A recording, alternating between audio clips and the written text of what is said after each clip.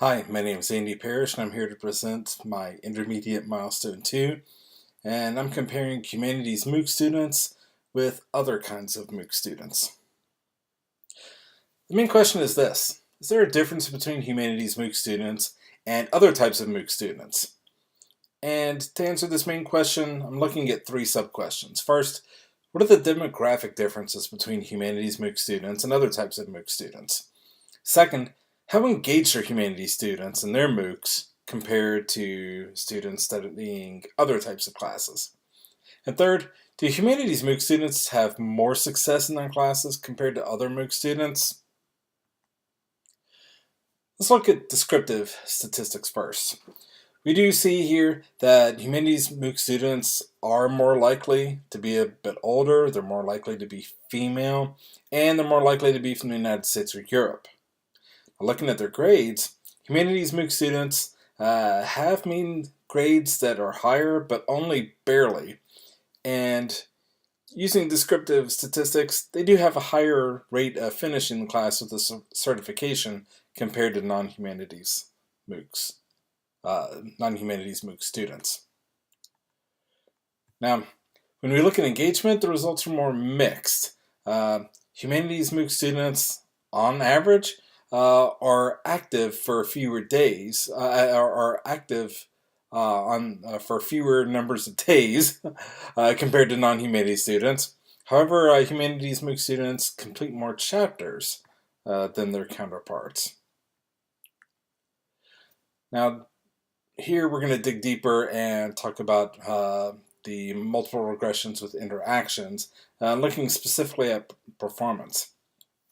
Now, some of you may not have recently taken a regressions class, so let's go over just the idea of interactions, and I'll give you an example. Imagine you're wanting to measure comfort level with weather.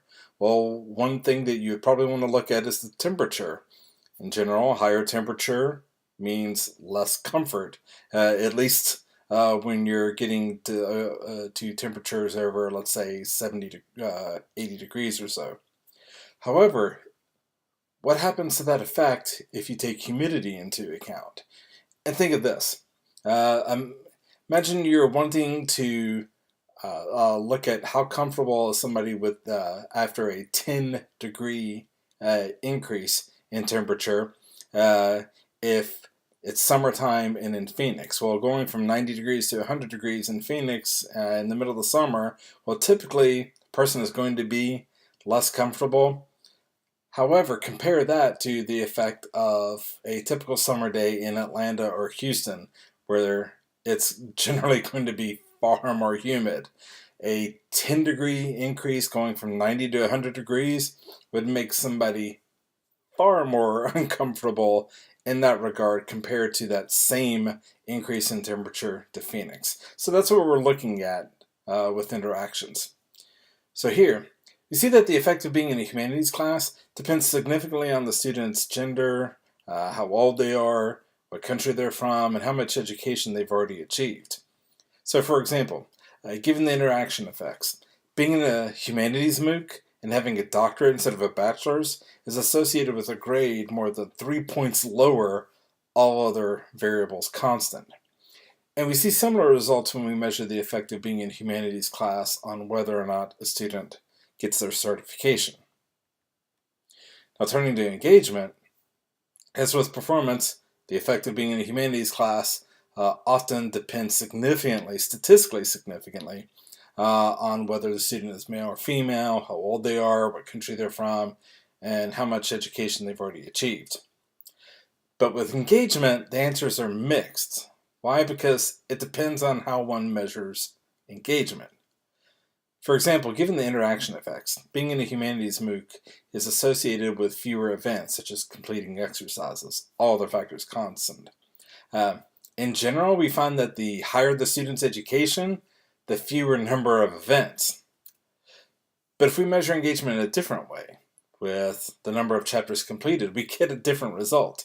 So for example, being in a humanities MOOC instead of a non-humanities MOOC and living in Australia instead of the USA is associated with completing almost 80% more of an additional chapter, all other factors held constant. So, what are our conclusions? Well, we found that humanities MOOC students are more likely to be older, more likely to be female, and they're more likely to be from the United States or Europe. Do students in humanities MOOCs perform worse than those in humanities MOOCs? Well, based upon our sample data and using a 99% level of significance, the study concludes that yes, that is true. However, are students in humanities MOOCs less engaged than those in non-humanities MOOCs? Well, based upon our sample data and using a slightly lower bar of significance, the study says it depends strictly on how you measure engagement.